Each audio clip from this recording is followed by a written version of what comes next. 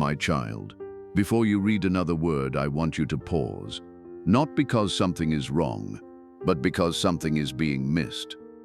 You have been moving through your days carrying a weight that was never designed for your shoulders alone. And in the rushing, in the striving, in the quiet moments when you finally sit down and wonder why you still feel so empty after doing everything right, I am here, not as a distant observer, not as a judge waiting for your next mistake, but as the one who formed you, who has seen every silent moment, every night you held yourself together when no one else was watching, and who has never once looked away. What I desire to open before you today is not simply a word of comfort, though comfort will come.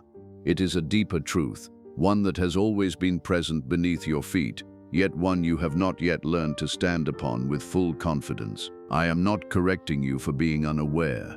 I am drawing you forward into what you were always meant to know.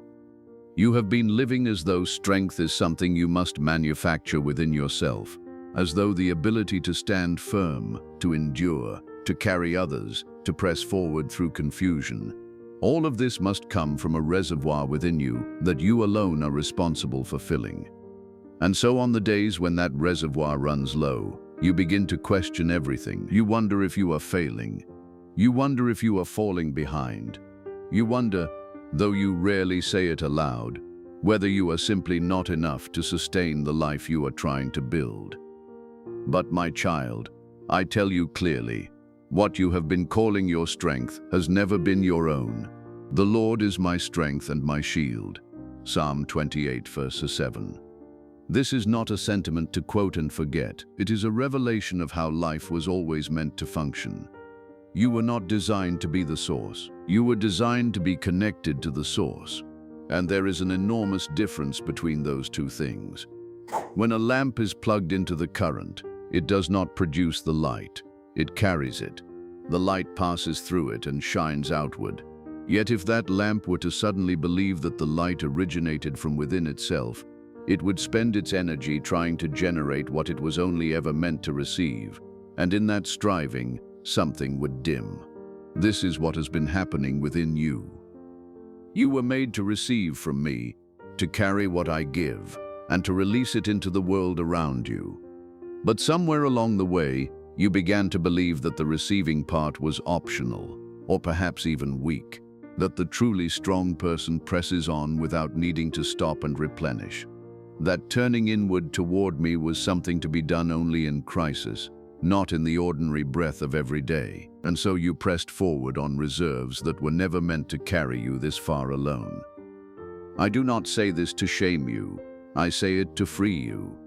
Come to me, all you who are weary and burdened, and I will give you rest. Matthew 11:28. That word rest is not the absence of movement.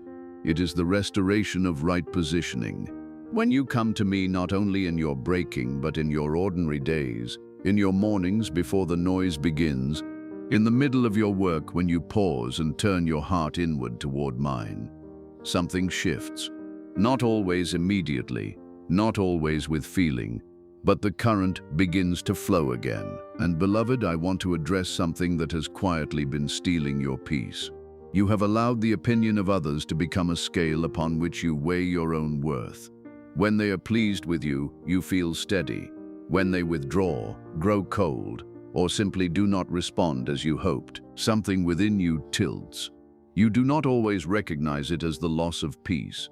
It feels instead like confusion, like restlessness, like a low and nameless unease that follows you through the day without clearly identifying itself. But I know its name.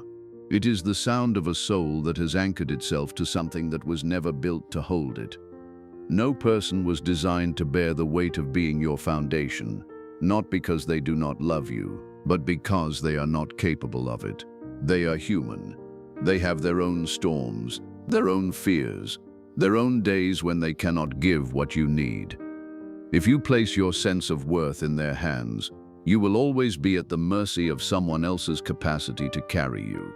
And on the days when their capacity runs short, you will feel as though you have been abandoned, even when you have not. I have called you to something steadier. The Lord Himself goes before you and will be with you. He will never leave you, nor forsake you. Do not be afraid. Do not be discouraged. Deuteronomy 31:8. This is not a promise confined to your dramatic moments. It is the reality of every ordinary Tuesday, every unremarkable Wednesday, every night you go to sleep unsure of what tomorrow holds. I am not with you only when life feels sacred.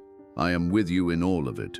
Therefore, begin to practice returning. When you notice that you have placed your peace in someone's response, gently return. When you find that you are measuring your worth by what you accomplished today, gently return. When fear begins to build a structure in your mind, brick by brick, justifying itself with 1,000 rational concerns, gently return. Not with panic, not with self-condemnation. Simply turn the axis of your attention back toward me. Like a compass that spins in disorder, but when held still, finds north again. That return does not require a long prayer. It does not require perfect words. It sometimes requires nothing more than the quiet acknowledgement. I cannot carry this. I was not meant to. You are here and I need you, and I receive that. Now let me speak to something even deeper. There are things you are still carrying that you were never asked to carry. Offenses that have been sitting in the rooms of your heart for years now, kept not out of hatred, but out of protection. You hold them because releasing them feels dangerous. It feels like agreeing that what was done to you was acceptable. It feels like lowering your guard before an enemy who has not yet proven themselves safe. But my child, forgiveness is not a gift you give to the one who hurt you. It is a door you open for yourself. When you carry unforgiveness, you do not punish the one who wounded you. They have moved on. They sleep well. They live their days without knowing the weight they left in your hands. But you are still holding it. You are still feeling its heaviness every time a memory surfaces, every time you encounter something that reminds you of what was taken, every time the wound is brushed against and aches as though it never healed. I do not ask you to pretend the wound was not real. I ask you to stop letting it govern the interior of your life. Bear with each other and forgive one another if any of you has a grievance against someone. Forgive as the Lord forgave you. Colossians 3:13. You have been forgiven of more than you recognize, not because your failings are catastrophic, but because forgiveness was given to you freely, not according to what you deserved, and not because you had earned it. It was given because it is the nature of grace to release rather than to hold. When you forgive, you are not becoming naive. You are becoming free. I am not asking you to invite harm back into your life.